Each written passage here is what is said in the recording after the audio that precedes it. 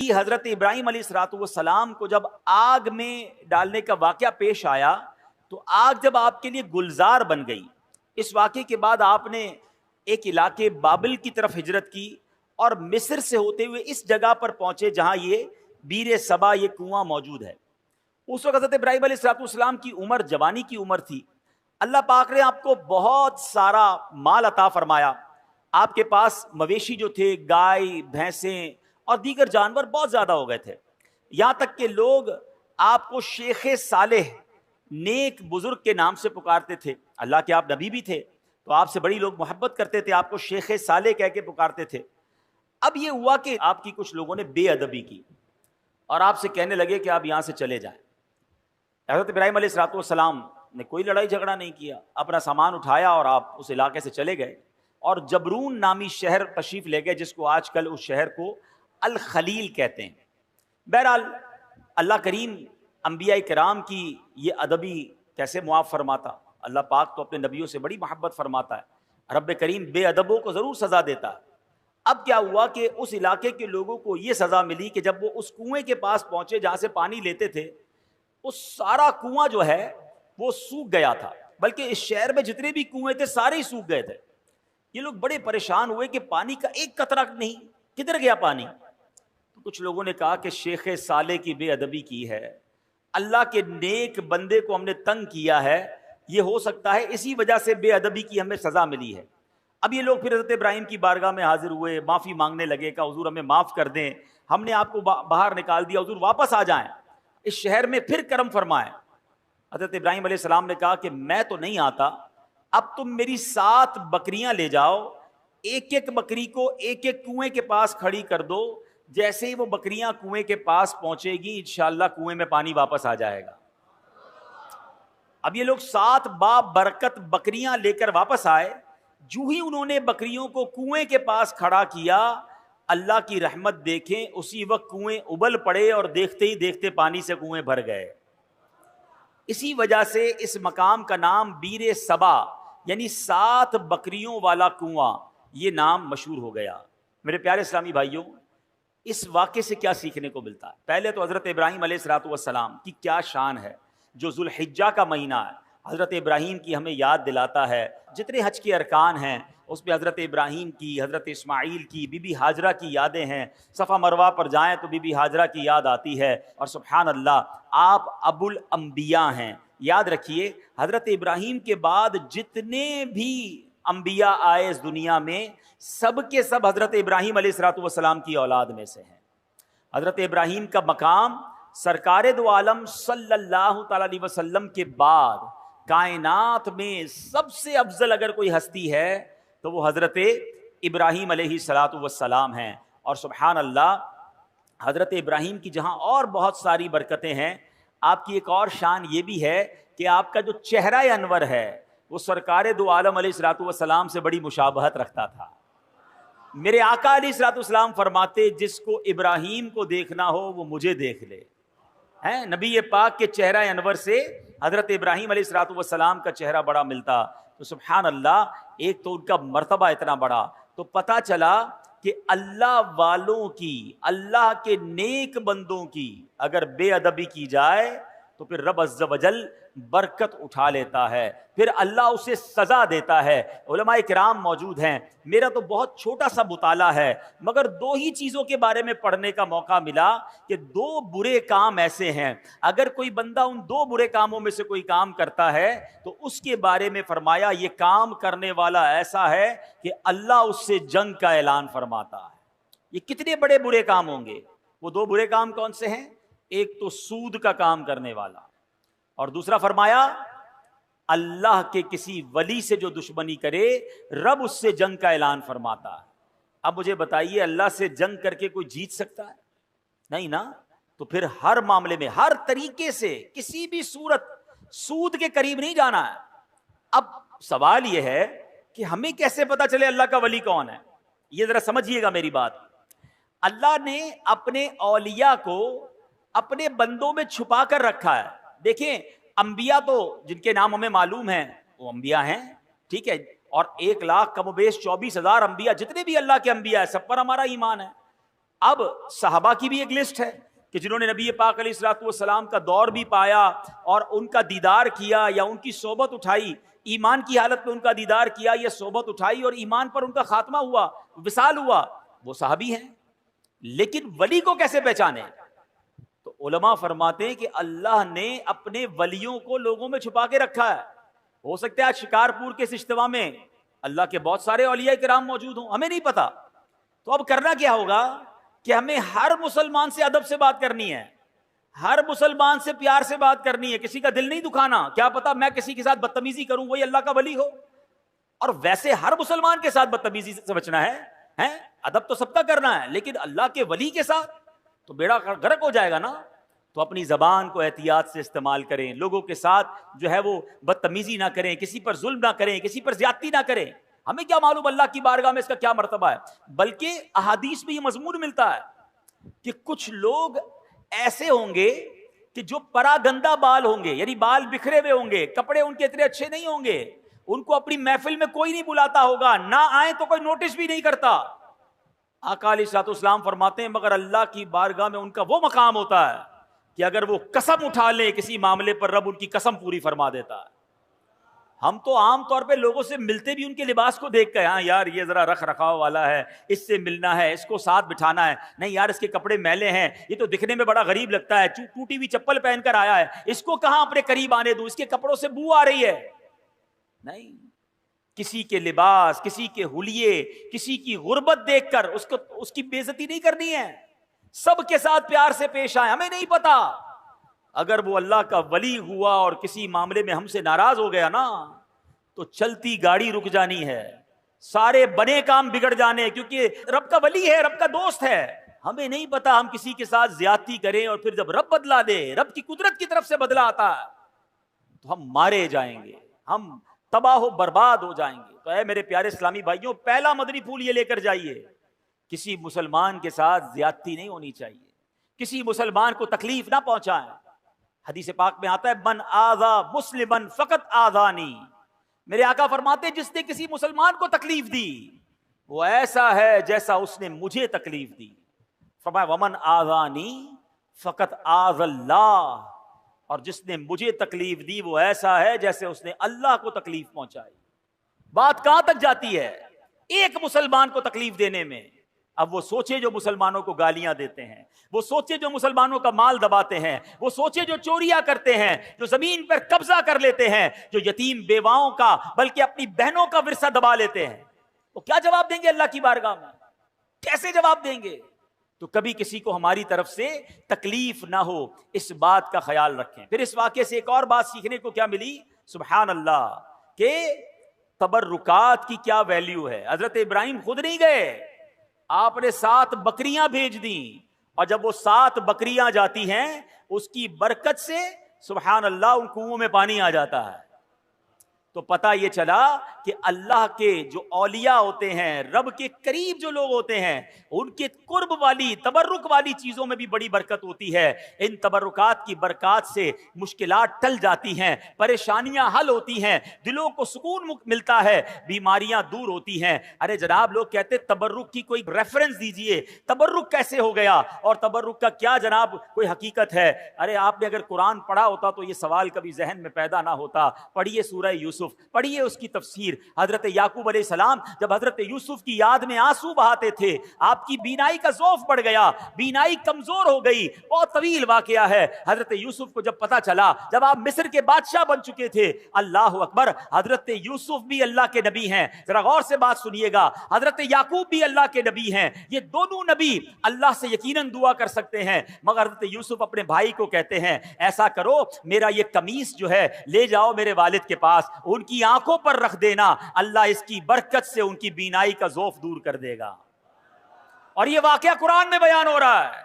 اگر تبرک کی ویلیو نہ ہوتی تو حضرت یوسف دعا فرماتے، یقیناً اللہ کے نبی ہیں، وہ دعا فرماتے، اللہ ضرور دعا کرم فرماتا، مگر سبحان اللہ یہ قرآن کا واقعہ بتا رہا ہے کہ اللہ والوں کی نسبت رکھنے والی چیز میں اللہ کریم نے اپنی رحمتوں سے برکت ڈالی ہے۔ تو تبرک کی اہمیت سمجھیے، اور اللہ والوں کا اگر کوئی تبرک مل جائے تو اس کا ادب کرنا چاہیے۔ ایک جملہ یاد کر لیجئے، با ادب با نصیب، اور بے ادب بد نصیب جو ادب نہیں کرتا اس کو برکتیں نہیں ملتی. سبحان اللہ. حضرت ابراہیم کی بات چل رہی ہے قرآن مجید فرقان حمید میں.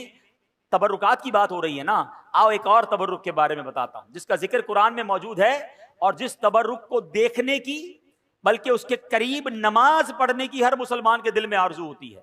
اور وہ کون سا تبرک ہے؟ اللہ قرآن میں فرماتا ہے وَاتَّخِذُوا مِن مَّقَامِ إِبْرَاهِيمَ مُصَلًّى, اور اے مسلمانوں تم ابراہیم کے کھڑے ہونے کی جگہ کو نماز کا مقام بناؤ. مقام ابراہیم کیا ہے؟ ایک پتھر ہے. حضرت ابراہیم علیہ السلام اس پتھر پر کھڑے ہو کر کعبے کی آپ نے تعمیر فرمائی, اور سبحان اللہ یہ کمال کا پتھر ہے. اب دیکھیے آج شکارپور کے اس فیضان مدینہ میں ہم بیٹھے ہیں, اس کی چھت جب بنی ہوگی کسی انسان کا ہاتھ تو نہیں پہنچا ہوگا نا, کوئی نہ کوئی لفٹ لگائی گئی ہوگی, اس کے بعد وہ شٹرنگ لگاتے ہیں, مزدور اوپر چڑھتے ہیں اور چڑھ کر کام کرتے ہیں. اگلا فلور ہو تو ایک اور لفٹ لگائی جاتی ہے, جتنا قد ہوتا ہے وہاں تک بندے کا ہاتھ پہنچتا ہے, اس کے اوپر کے لیے کسی لفٹر کی ضرورت پڑتی ہے. سبحان اللہ, 5000 سال سے پرانی بات ہے جب حضرت ابراہیم کعبے کی تعمیر کر رہے تھے. بتاؤ نا حضرت ابراہیم نے یہ قد سے اوپر پتھر کیسے رکھے ہوں گے؟ سبحان اللہ. تفاسیر میں یہ ملتا ہے کہ جس پتھر پر حضرت ابراہیم کھڑے ہو کر کعبے کی تعمیر کر رہے تھے, حضرت اسماعیل پتھر پکڑاتے جاتے, حضرت ابراہیم پتھر رکھتے جاتے, اور جب یہ دیوار اونچی ہو جاتی مقام ابراہیم بھی اونچا ہوتا چلا جاتا. مقام ابراہیم جو پتھر ہے وہ لفٹ کا کام کرتا تھا, وہ اونچا ہو جاتا, آپ اوپر پتھر رکھتے, جب نیچے پتھر رکھنا ہوتا وہ پتھر نیچے آ جاتا. سبحان اللہ, یہ کیسا معجزہ ہے. بلکہ سنو, 5000 سال کے بعد بھی آج بھی اپنی آنکھوں سے جب آپ مقام ابراہیم کا دیدار کرتے ہیں نا تو حضرت ابراہیم کے قدموں کے نشان آج بھی نظر آتے ہیں. اللہ نے اس تبرک کو کیسے باقی رکھا ہے, اس کی حفاظت کا کیسے انتظام کیا ہے. جناب 400-500 سال 700-800 سال میں عمارت تباہ ہو جاتی ہے, عمارت مخدوش ہو جاتی ہے, گرنے کے قریب ہو جاتی ہے. یہ پتھر 5000 سال سے زیادہ اس میدان میں گویا پڑا ہوا ہے, اس میدان میں جلوہ فرما ہے. اس پتھر پر اب جا کر یہ جو مقام ابراہیم کے اوپر آپ دیکھتے ہیں نا, ایک بہت خوبصورت سا گولڈن کلر کا ایک کیس بنا دیا گیا ہے, ایک اس کو حفاظت کر دی گئی ہے اس کی. یہ پہلے ایسا نہیں تھا, یہ 200-400 سال پہلے ہوا ہوگا. ہزاروں سال سے کھلے میدان میں یہ پتھر موجود ہے. ہزاروں بارشیں گزری, ہزاروں آندھیاں گزری, موسم آگے پیچھے ہوئے, مگر اس پتھر پر آج بھی حضرت ابراہیم کے قدموں کے نشان موجود ہیں. یہ کیسا معجزہ ہے کہ ہم اپنی آنکھوں سے دیکھ رہے ہیں. اب ذرا آگے چلیے, اب ذرا بتائیے, قرآن کہتا ہے اس مبارک پتھر کو مصلی بنایا جائے, مصلی بنانے کا حکم دیا. اس کا مطلب کیا ہوا کہ کعبے کے سامنے ایسی جگہ کھڑے ہو کر نماز پڑھو کہ مقام ابراہیم تمہارے اور کعبے کے درمیان میں آئے. یعنی جب طواف کے بعد جو نوافل پڑھے جاتے ہیں, جو جس کو واجب الطواف کہا جاتا ہے, وہ اس جگہ کھڑے ہو کر پڑھنا مستحب ہے. حضرت عبداللہ بن عمرو بن عاص فرماتے ہیں رحمت اللہ تعالی علیہ, خیر المسجد خلف المقامی وعن یمین الامام, یعنی پوری زمین میں سجدہ کرنے کے لیے 2 جگہ بہترین ہیں. نمبر 1 مقام ابراہیم کے پیچھے, اور نمبر 2 ہم جب بھی نماز جماعت سے پڑھیں تو امام صاحب کی سیدھی جانب. سبحان اللہ, یہ بھی پتا چلا کہ جب جب جماعت میں نماز پڑھنے کا موقع ملے, اللہ کرے با جماعت نماز ہم پڑھنے والے بن جائیں. پھر پہلی صف میں جا کر نماز ادا کیا کریں, اور کوشش کریں پہلی صف میں جو مؤذن صاحب کے ساتھ پہ رائٹ سائڈ کی جو جگہ ہے, اللہ کرے وہ مل جائے. فرمایا یہ بہترین جگہ ہے. تو سبحان اللہ, مقام ابراہیم کے پیچھے نماز پڑھنا ہے. اب ایک اور ذرا تھوڑا سا باریک سا مسئلہ سمجھ لو, انشاءاللہ عشق رسول میں اور اضافہ ہو جائے گا. اب ذرا سمجھیے گا, مقام ابراہیم کیا ہے؟ ایک پتھر ہے.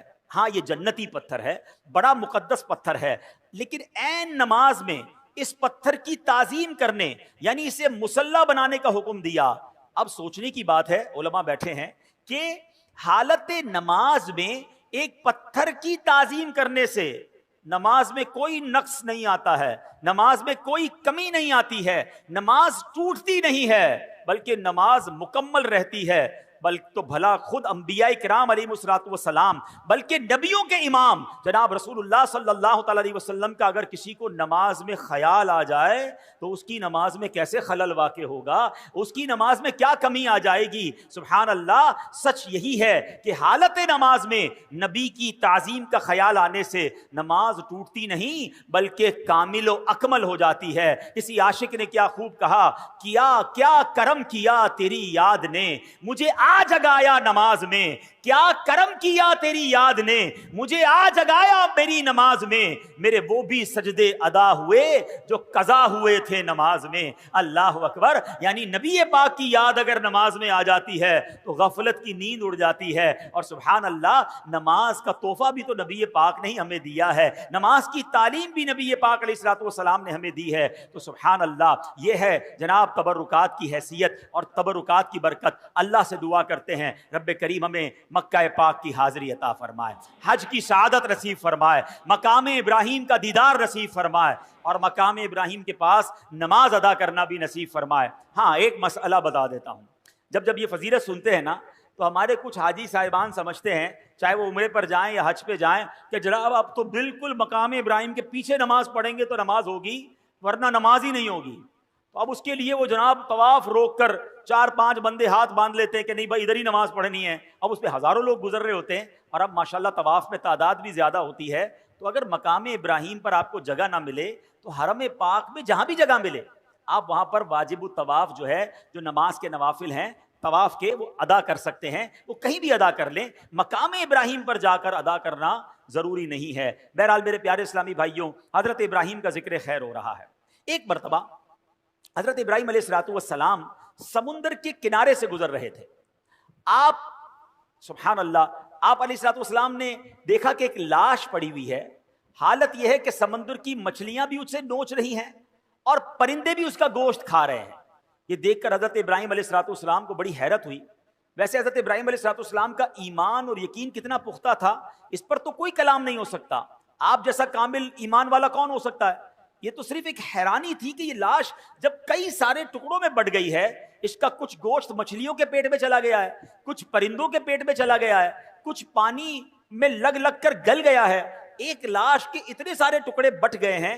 कयामत आने में अभी सदियां बाकी हैं। हैरत की बात यह कि अल्लाह कैसे कयामत के दिन मुर्दों को जिंदा करेगा और ये सारा गोश्त जो इसके जिस्म पर वापस आ जाएगा। तो सुभान अल्लाह, आपने रब्बे करीम की बारगाह में सवाल किया, रब्बी अरिनी कैफ तुह्यिल मौता, ऐ मेरे रब तू मुझे दिखा दे कि तू मुर्दों को किस तरह जिंदा फरमाएगा। अल्लाह अकबर। अब आपका ईमान तो मजबूत है मगर आंखों से देखना चाहते हैं। इस पर कोई एतराज कर सकता था कि शायद हजरत इब्राहिम को कोई शक था, लिहाजा अल्लाह पाक ने हजरत इब्राहिम अलैहिस्सलाम की जबानी ही जवाब दिलवाया। इरशाद हुआ, अवलम तुमिन, क्या तुझे यकीन नहीं। हजरत इब्राहिम ने अर्ज किया, बला वलाकिन लियत्मइन्न कल्बी, यकीन क्यों नहीं मगर ये चाहता हूं कि मेरे दिल को करार आ जाए।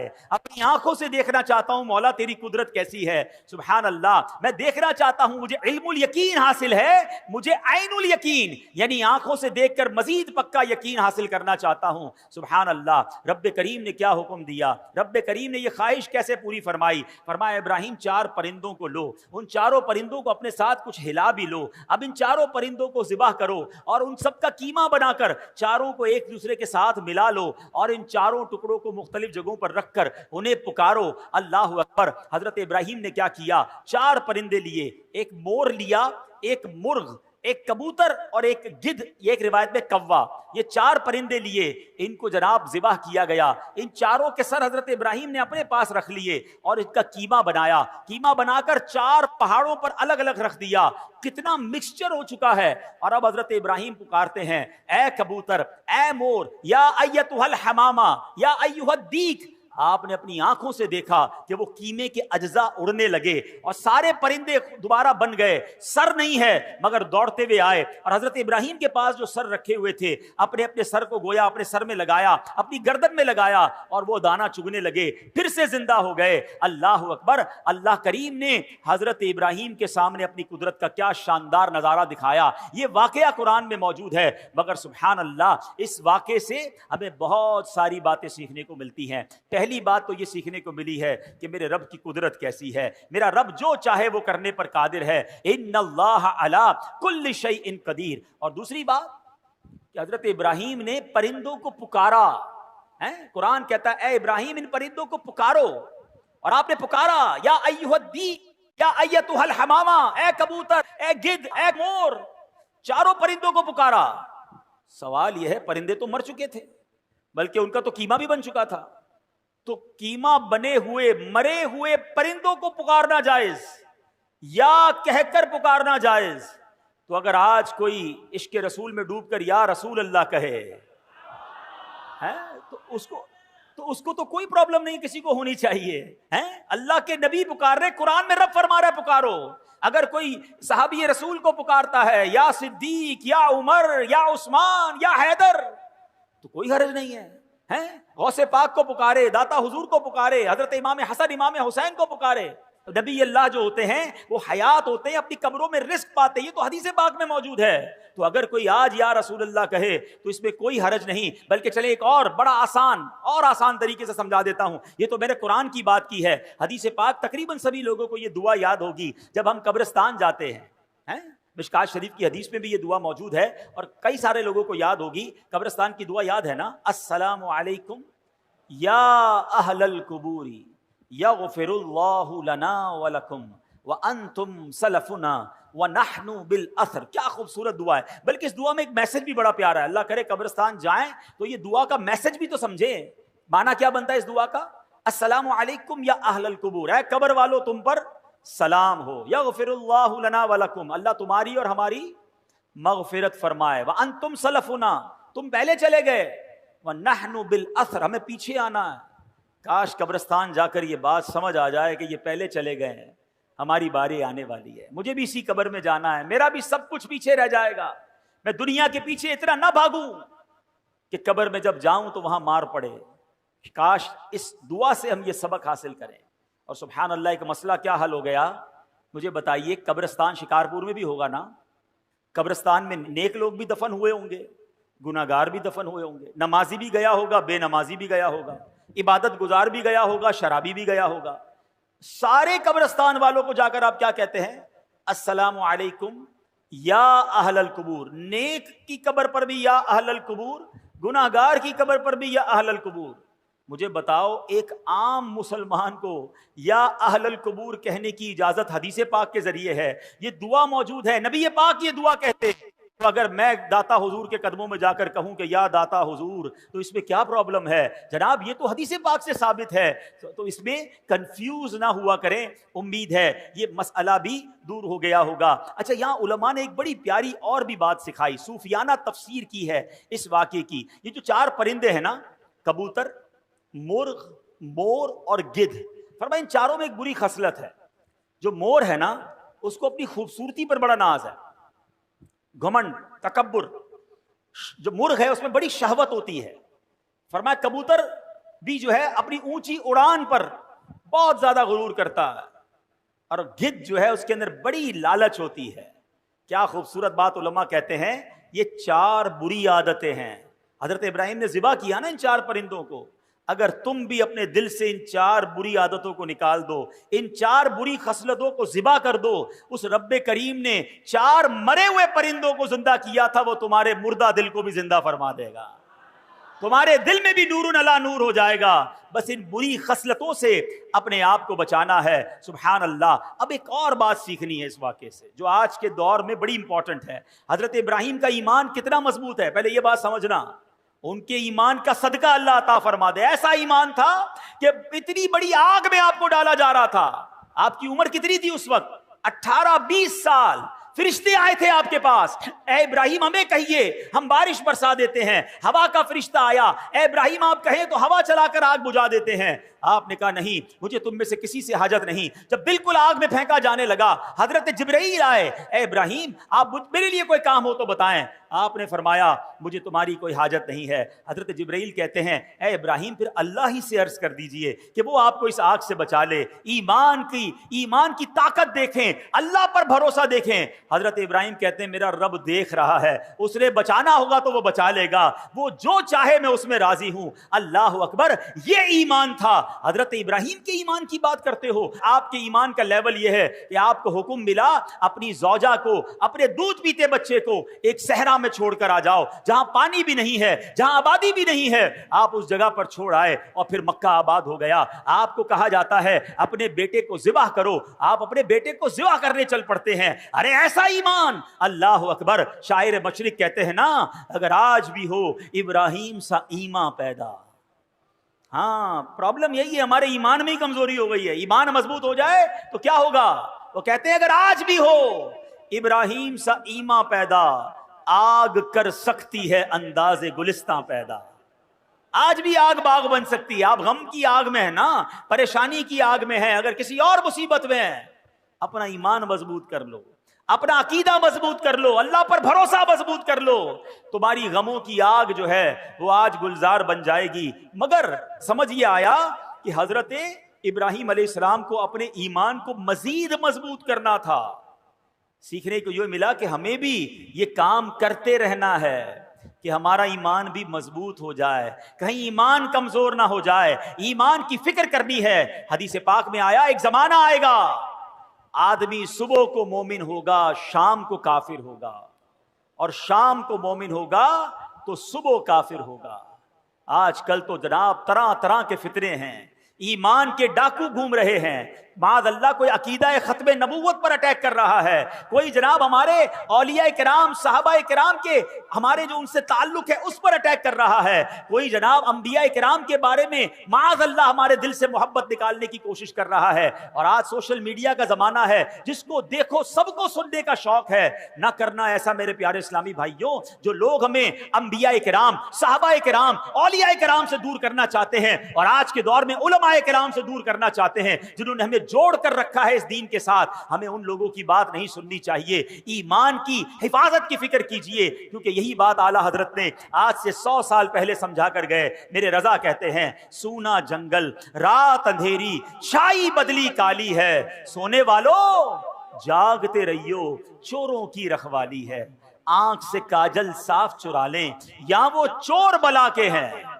کیسا محاورہ استعمال کیا, آنکھ سے کاجل کون چرا سکتا ہے؟ آنکھ کے اندر ہی کاجل ہوتا ہے نا. کہاں بڑے مکار چور ہیں, ایسی چالیں لے کر آئیں گے, دین کی بات کر کے تمہارا دین لے جائیں گے, ہیں علم کی بات کر کے تمہیں علم دین سے دور کر دیں گے. تمہیں کہیں گے قرآن ہی تو سنا رہا ہوں, مگر تمہیں اللہ رسول کی محبت سے آری کر دیں گے. اے میرے پیارے اسلامی بھائیوں, اب جاگنے کا دور ہے, سمجھنے کا دور ہے. کیا کہتے ہیں, آنکھ سے کاجل صاف چرا لیں یا وہ چور بلا کے ہیں. تیری گٹھڑی تاکی ہے اور تو نے نیند نکالی ہے. ارے تیرا ایمان چھیننے آئے ہیں اور تو اب غافل ہو گیا ہے. تو اے میرے پیارے اسلامی بھائیوں, حضرت ابراہیم کا یہ واقعہ بتا رہا ہے کہ ایمان کو اسٹرینتھن کرنے کے لیے, ایمان کو مزید مضبوط کرنے کے لیے ہمیں سوچنا ہوگا. پہلے کے دور میں فتنے کم تھے مگر ایمان بچانے کی لوگوں کو فکر زیادہ تھی. آج کے دور میں فتنے زیادہ ہیں, ایمان کے لٹ جانے کا جناب سبب زیادہ ہو گئے, مگر لوگ ایمان کی حفاظت کی فکر نہیں کرتے.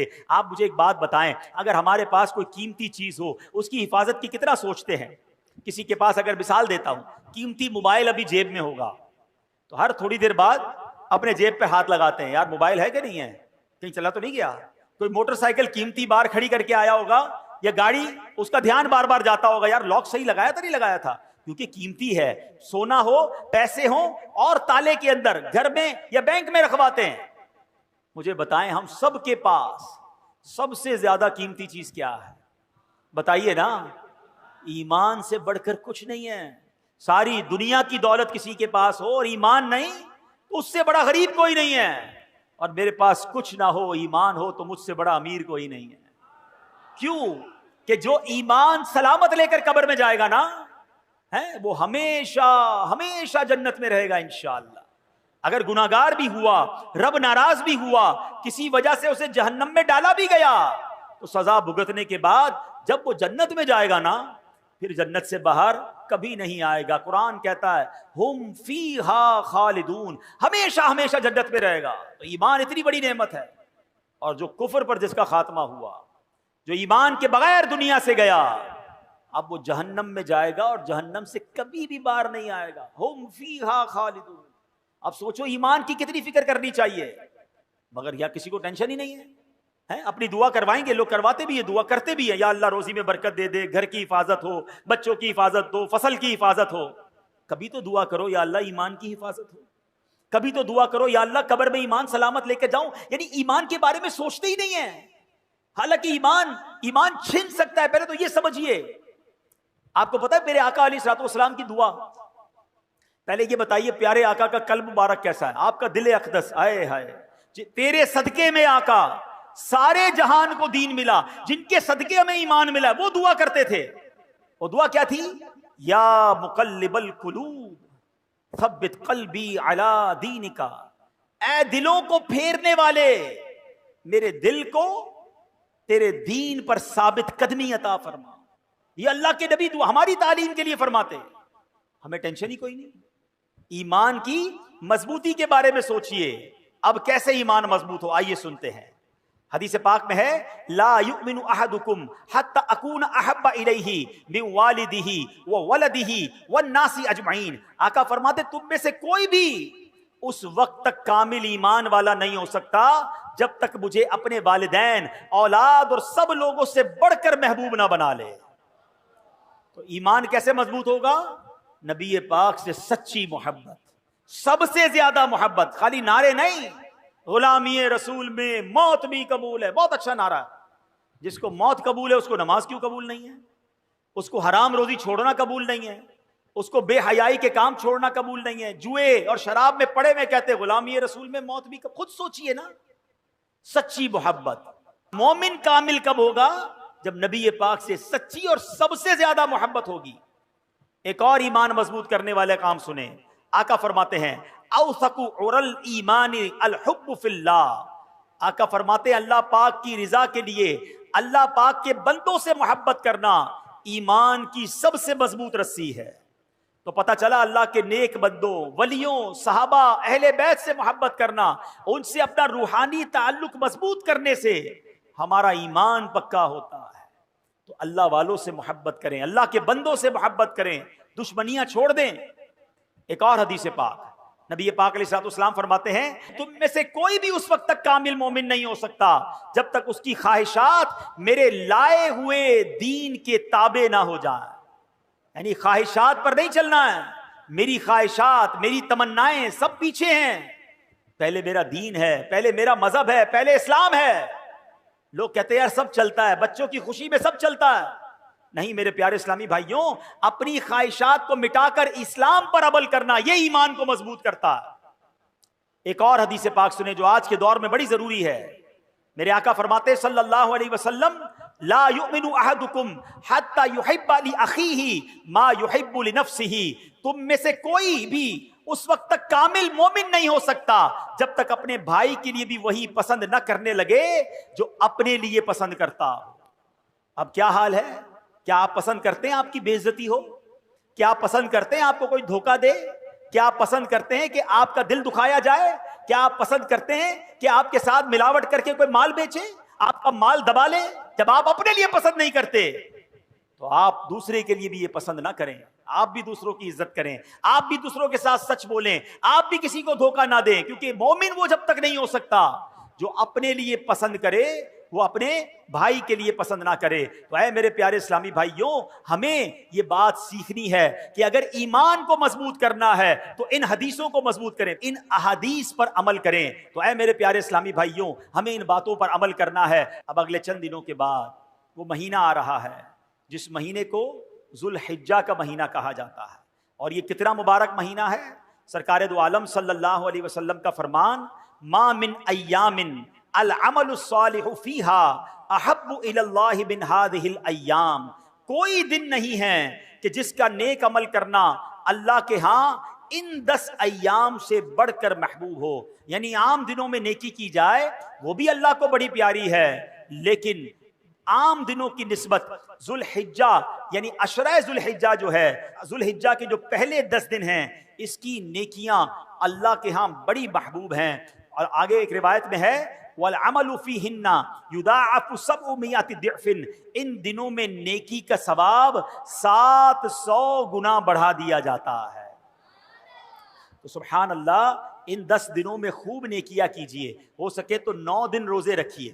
10 ذوالحجہ کو عید والے دن روزہ نہیں رکھ سکتے کہ بلکہ 10 11 12 13 یہ 4 دن اور پھر عید الفطر 5 دن پورے سال میں روزہ رکھنا جائز نہیں۔ اور سبحان اللہ، علماء کہتے ہیں یہ جو 4 دن ہے نا بقرہ عید کے، یہ روزہ نہ رکھو، یہ اللہ کی طرف سے تمہاری دعوت ہے۔ ہاں، باقی 9 دن خوب روزہ رکھیں، عبادت کریں، اور سبحان اللہ ان دنوں میں حاجی اپنی زندگی کے خوشگوار یادگار ایام منا رہے ہوتے ہیں۔ اللہ جو اس سال حج پر جا رہے ہیں ان کا حج قبول فرمائے، اور جو تڑپ رہے ہیں رب کریم ہمیں بھی اس در کی حاضری نصیب فرمائے۔ حضرت ابراہیم علیہ السلام نے ہمارے لیے ایک پیغام بھی بھجوایا ہے، یہ پتہ ہے؟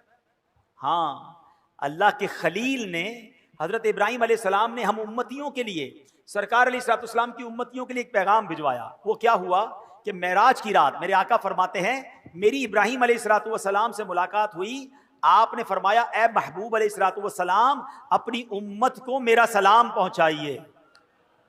آئے ہائے، اللہ کے نبی حضرت ابراہیم ہمیں سلام عطا فرما رہے ہیں، اور پھر فرمایا کہ اے محبوب صلی اللہ علیہ وسلم اپنی امت کو فرمائیے کہ جنت پاک اور زرخیز زمین ہے اور خالی میدان کی صورت ہے، بے شک یہاں کے باغات سبحان اللہ الحمدللہ لا الہ الا اللہ اور اللہ اکبر ہیں، یعنی جنت کی زمین خالی ہے۔ بندہ جب یہ تسبیح کرتا ہے اس جنت میں درخت لگتے رہتے ہیں۔ یا رسول اللہ اپنی امت سے فرمائیے ان کلمات کا کثرت سے ذکر کیا کریں تاکہ جنت میں ان کے لیے زیادہ سے زیادہ باغات لگتے رہیں۔ کاش ہم درخت لگانے لگیں تو کچھ موسم بھی ٹھیک ہو جائے۔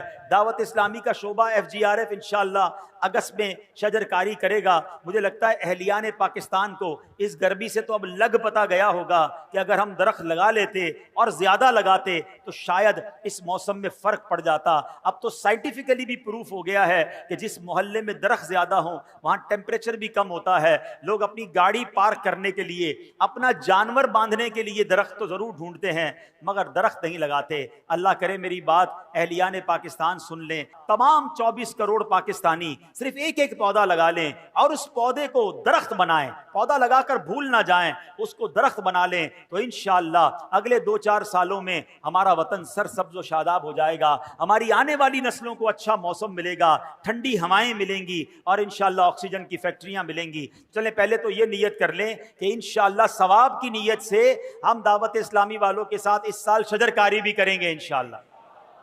یہ تو ہو گئی دنیا میں شجر کاری، اب جنت میں درخت لگانے وہ تو اور آسان ہے۔ حضرت ابراہیم نے کیسا پیارا کام دے دیا۔ چلو مل کر پہلے تو ہم اللہ کے خلیل کی اس خوبصورت پیغام پر لبیک کہتے ہیں، سب مل کر کہیے سبحان اللہ الحمدللہ اللہ